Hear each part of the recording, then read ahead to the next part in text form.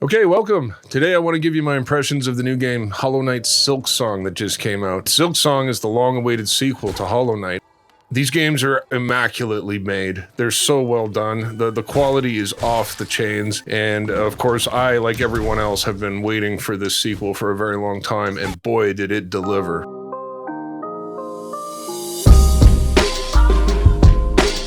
I played Hollow Knight back when it came out, I don't know, 2017, and man, I obsessed over that game. For good reason. Dude, Hollow Knight is one of the best games ever made.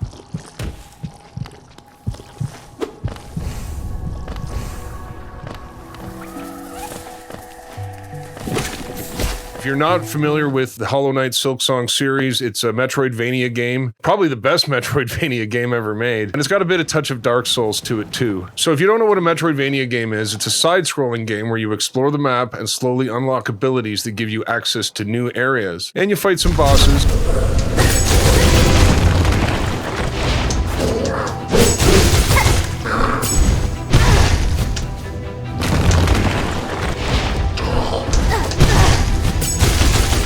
You power up as you progress, and as you power up you unlock new areas, and it gets really exciting to go around the map and explore and unlock new areas and new abilities and power up as you go.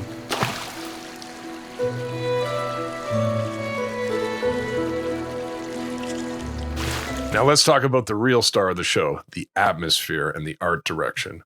Whoa. Dude, the atmosphere and art direction in this game is off the charts. It is second to none. The environments are so stunningly beautiful. They're haunting. The sound design is impeccable.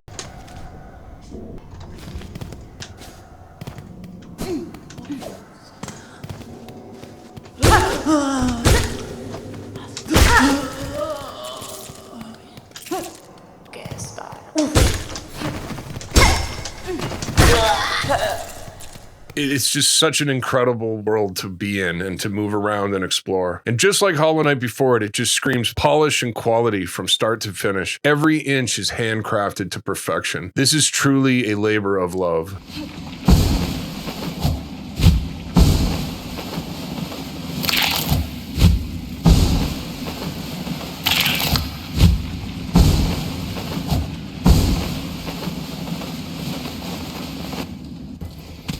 And of course, the story's fairly minimal. As with Hollow Knight, it's set out in a bug world and everything is bug-themed. And you run into many charming and interesting characters throughout your journey. There's no spoken dialogue, maybe just a little bit of Simlish while the text comes up on the screen. It's really masterfully done. Everything about this game oozes quality, charm, and character.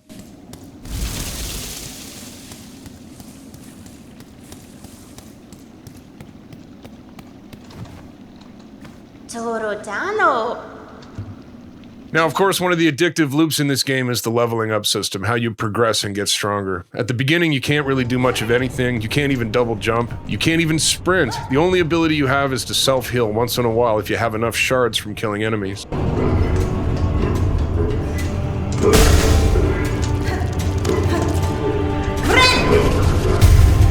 And as you progress, you unlock new abilities to attack and maneuver, and you're given 2 slots for attacks, 2 for defense, and 2 for navigation. And you have to decide among all the different upgrades that you pick up along the way which to equip at any given moment, which makes for some interesting builds and some strategy. And since the game is so difficult, these decisions really matter. The upgrades matter. You have to take advantage of the right gear for the right situation in order to survive. So for example, one of the items gives you an increased protection from lava and fire, so you'll want that on whenever you're in the lava and fire levels. I'm only about 10 hours into this game right now, but I did play all the way through and finish Hollow Knight, and I know that by the end, you will have unlocked just a ridiculous plethora of toys and abilities to give you a multitude of different builds and strategies for tackling different areas. It gets so crazy in this game as you get deeper into late game, and you have all these different options for how to stack your character for the challenge ahead. It gives you different strategies, different things to try.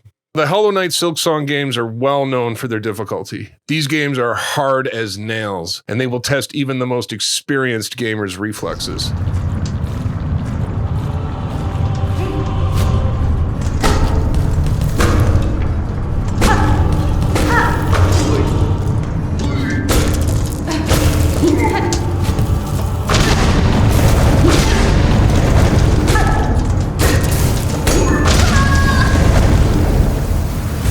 just like with Dark Souls, it does not allow you to adjust the difficulty. It has been fine-tuned by the developers to give you a very specific experience. And if you can't adapt and learn and get good at it, then you just can't progress and see the rest of the game.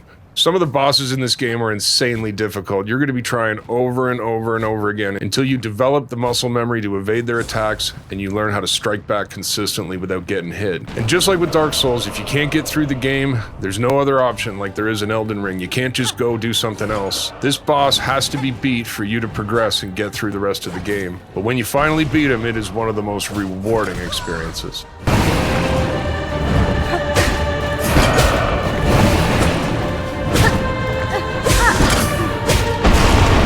See, and I was always a huge Dark Souls fan, so of course the game loop in this is going to be very appealing to me. It's a very difficult game. It's hard as nails. You're going to be throwing many lives against the wall and dying over and over again until you figure out what to do. But just like with Dark Souls, you got to get good, which means you got to learn the mechanics. And it can be a daunting challenge to face, like trying to step up and practice over and over and over again, and you get sick of it. But I mean, they put the checkpoints decently close to the boss fight, so you don't have to navigate too far to get back. And you really do learn as you get into it, as you play a little bit more. You get a feel for the movement and the physics and how to attack and how to hold the jump button just the right length of time to jump just the right amount of time, and how to time every movement from the long running jumps to the dashes downwards on an angle, and learning how to quickly dial in the extra moves to throw your shards across or use a special move. You got to get so that your muscle memory is so strong, and this game will feature bullet hell sequences, and I'm not generally a bullet hell guy, but the atmosphere and the moment-to-moment gameplay in this is so compelling that I will push through the difficult parts in order to see what's coming next. And I do love the boss fights, and I do love the Dark Souls mechanics built into it. When you die, all of your loot and your currency is left with your body, and you have to make your way back and reclaim it. And if you die before you get there, then that loot is lost forever. And so you move forward very cautiously, because especially if you have a lot of money on you or if you've come really far, and it harkens back to the Dark Souls formula. It's risk and reward. Do you press forward and risk losing all that money, or do you bail and cash in, get a little stronger, and come back and try again? It's amazing. And as a side scroller, it's second to none. So you really owe it to yourself to play Hollow Knight. You can also play it with an arcade stick. I've been playing it with one because my hands aren't the best, and it works great, and I can get through all of it just slapping on those arcade buttons. So yeah, on the whole, I'll say when Hollow Knight came out in 2017, man, it was immediately recognized as an absolute masterpiece. And I remember playing it and ranking it in my top 10 games of all time. And I was so impressed with it, I even tried to 100% it, but you know, there was a few tasks in there that were a little too hard for me.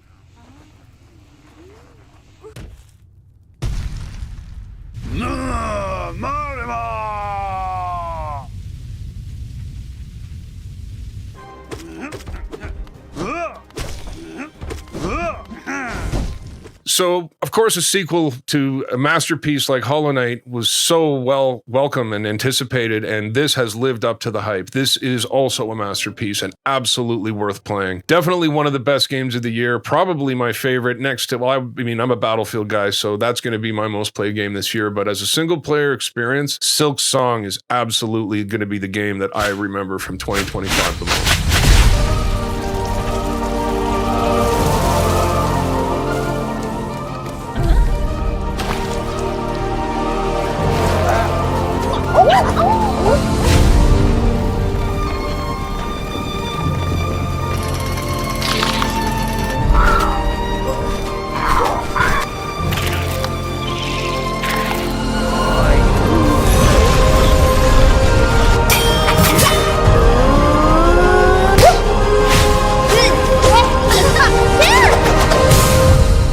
Dude, you gotta play this game. It is so sick.